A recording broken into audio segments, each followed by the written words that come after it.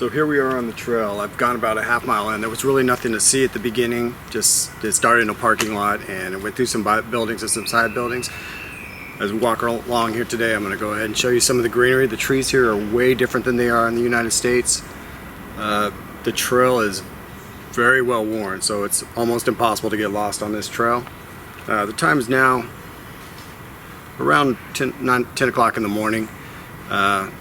Looking forward to getting out there to start getting it. I'm not doing it for time today, so I'm not going to be in a rush. So this is going to be more of an enjoyable walk than my training days where I'm actually moving at a much more rapid pace. So hey, let's go. One of the things that's a lot of fun is trying to navigate and film at the same time. If you're not careful, you're going to find yourself off on some mystery road, like I just did back there. It only took me about a quarter mile out of the way before I hit a dead end. But now I think I've got the system in place and everything's going to be just fine. Hey, welcome to a street in a smaller town in Brussels. It's pretty crazy here. One of the things that's a lot of fun is trying to navigate and film at the same time. If you're not careful, you're going to find yourself off on some mystery road, like I just did back there. It only took me about a quarter mile out of the way before I hit a dead end. But now I think I've got the system in place and everything's going to be just fine. They do have some crazy trees here. I mean, just look at the vines growing up this sucker right here. All the way top. I think somebody needs a trim. Alright, so here I am walking through one of the small towns I said was along the side of this route. Just want to show you some of the buildings. These aren't really old buildings, but it gives you an idea of what kind of style they go for here, which is more of a boxy kind of style. As you can see, they have big windows. I love the way their windows open here. Topic for another discussion. Hey, I got a song for y'all. London Bridge is falling down, falling down. Outstanding, huh? So I realize that my singing voice isn't the greatest, and that's okay because I'm not paid to be a singer. We're moving along. We're getting back into a little bit of the wood line on our paved path, which I hate. I'd rather be walking on dirt, but you deal with what you have, right?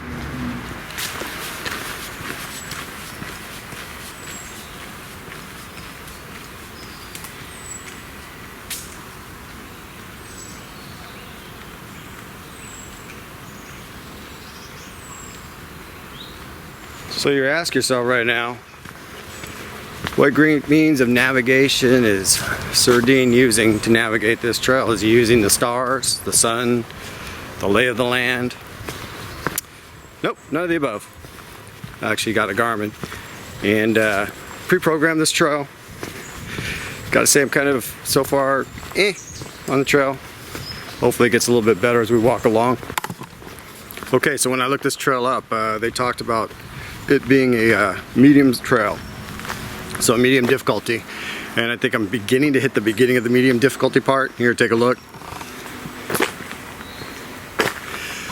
I don't know that it's necessarily that serious of a slope, and I'm expecting a lot more as this trail moves forward. So established trails here are marked pretty well. It's kind of hard to get lost really when you got these.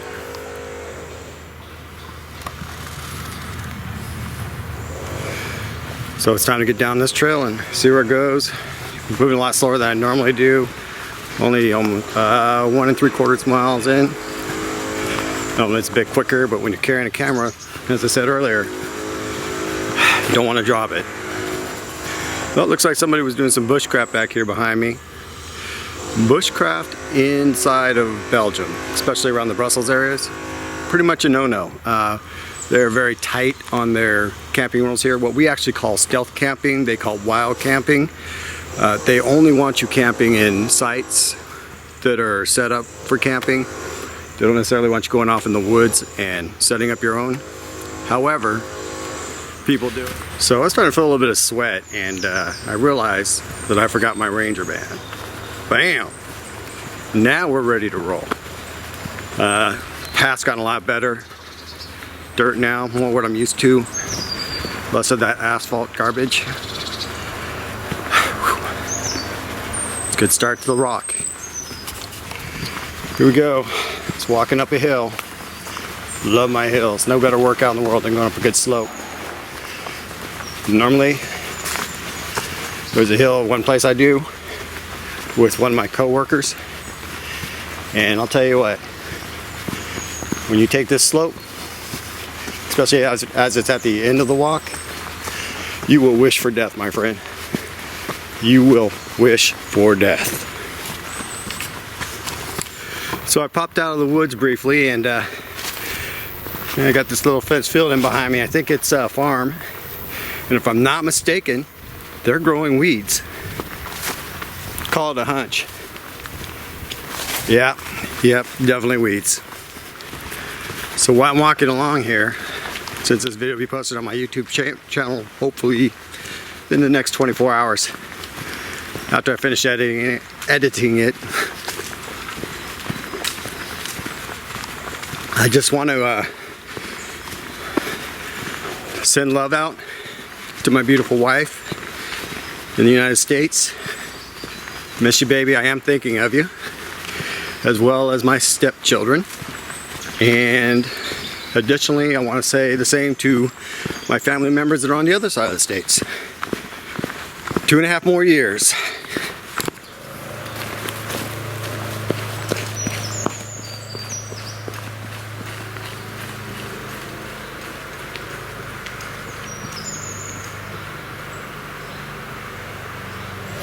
You know, obviously taking it from a newbie's point of view, there are certain pieces of gear / equipment that you really do need to enjoy outdoors hiking, especially if you're going to go any kind of real distance. The very first thing, of course, is shoes, man. Don't skimp on shoes. Don't get the $20 Payless shoes. Go and invest some money and get a good pair of hiking shoes. Good hiking shoes, from what I've done on my research, come about $80 to $100 roughly for low quarters, and if you want to do the high tops, they can run anywhere from $120 to $200 depending on material. The next most important thing I feel is socks. Man, get some good socks. The merino wool would work awesome, and that's what I'm wearing today, as well as some inserts for the socks to wick away that sweat. I've done a couple of these now. I haven't any problems with my feet. No blistering, no craziness like that. Just walked up a little bit of a hill there.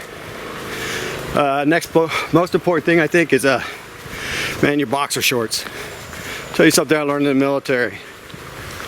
Do not, under any circumstances, walk a long distance with a pack with cotton briefs. You will pay a price. Believe me, I know, speak from experience.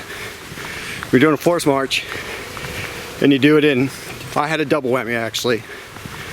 Not only was I doing it in cotton undershorts, boxers, but in addition to that, I was breaking in a new pair of boots.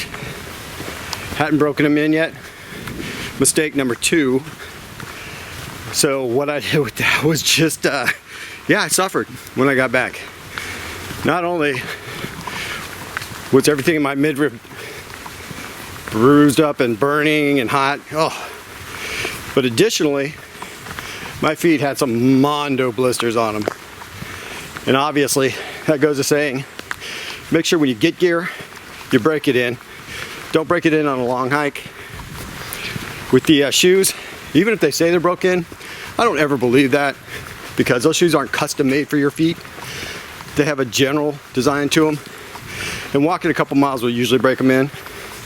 With the shoes I have on now and the pair of shoes I just got in, I'll walk with them back and forth to work, around town, whatnot. So by the time I get out on a trail, they're somewhat broken in. Then I take a shorter hike to make sure that they are broken in. The last thing that I think is critical, and everybody's different. Some people don't like wearing them. I got that. The military doesn't, I can tell you that right now. They should though. They're a wonderful piece of equipment. Is this little thing right here. Bandana. Actually, it's one of those tube-like bandanas. You wear down around your neck, face, over your head. You can do all kinds of crazy stuff with it. But let me tell you what, This thing is ace when it comes to stopping sweat. When I get to the end of this, it'll be filled with sweat. It'll be totally wet. And they dry out quick too, I might add. But, you know, I won't get in my eyes because there's nothing more annoying than when you're on a long hike. The sweat comes down because it's gonna come down. Get you in your eyes? No. No thank you. Back on the hardball right now, I'm feeling like I'm on the Andy Griffith show. You know, like little Opie. Little new Opie walking along. They do have it is a pretty little street bridge kind of deal we got going on around me. Hope you can see that. I know the light's kind of in and out right now, but this is leading up to a street throughway. I don't record when I get around streets here, and there's a reason for that too.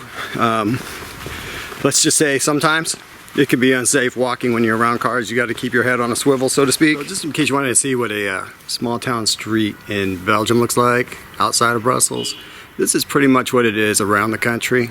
You can see there's not a lot of room for driving, not a lot of room for parking, but they manage. So street signs and street names in most of Europe, especially in Belgium, are kind of different than what you'd normally expect. When you're driving down the streets here, what you want to look for are little small signs posted on the side of the building that will tell you which street you're on. Now in the city, believe me, it's a pain in the butt. Some of them I don't believe are listed. So when you get around, you got to be very careful when you're driving, because you could very easily get lost, especially if you don't know where you're going inside Brussels. A very cool thing about Europe is a lot of times when you're walking down these cobblestone pathways like this in small towns, you do get to walk through like these arches of trees or copses or whatever you want to call them. It's pretty neat. Definitely different. Something you're not really used to in America so much. I mean, maybe somewhere in some places in the South, but yeah, I like it. I like it a lot. So here's a cool little friend I found on the way, just coming out of that little town. It's a mini pony, and he does the same thing pretty much as normal horses do, and that's eat. Hey buddy, what's up? Well, that took a minute. Had a slight detour. Had to ninja along the side of someone's lawn so I could get back on the trail. There were a couple forks in town, I just took the wrong one. There's always about another quarter mile added to this bad boy. Still moving along though. So welcome to one of the smaller farming communities around the Brussels area. You see there's lots of farms out here. This guy out here on his tractor out behind me, tilling, getting ready for the season. On this side of me, you'll see somebody's fence and such. Yeah, I went through there. Turns out I was almost to the right trail. However, unfortunately, due to somebody's really bad waypointing on this route, it's very easy to find yourself pulling the ninja routine. So what I do, I go out with a mighty Ninja Ranger halo, and I just do it. Damn, where are all the trees at? It's really not too bad out here today. It's about, right now it's about 19-20 degrees Celsius. And the conversion to that in the American system is, I don't know, 67 to 75, somewhere in that range. Obviously, I'm not a mathematician, so convert it online. So I'm walking out here in the middle of the sun. Came across a pretty interesting house I wanted to show everyone. Let me just turn this around so you can see it.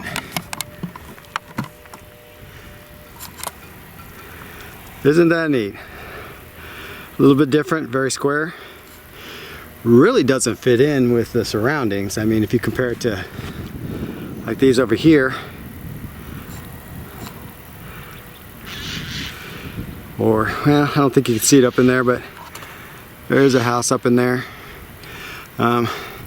Definitely out of place, but unique nonetheless.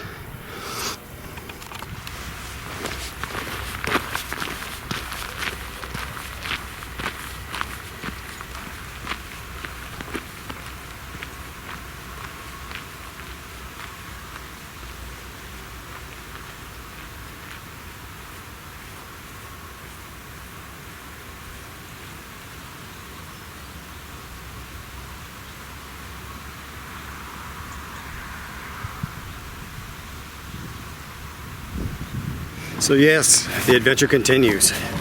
As you can see off to my left, corn. It's a cornfield. And to the right, yep, houses. And the road I'm on, nothing big, but I'm almost to the end of the opening, and pretty soon I should be back in the woods. About 5.5 miles into it now. About 6 to go roughly. It'll be interesting to see what I finish up with. I was coming up for a name for this trail, other than the given name, and I think I've got the perfect name for it. What trail? Alright, so behind me you can see rolling fields, farm fields.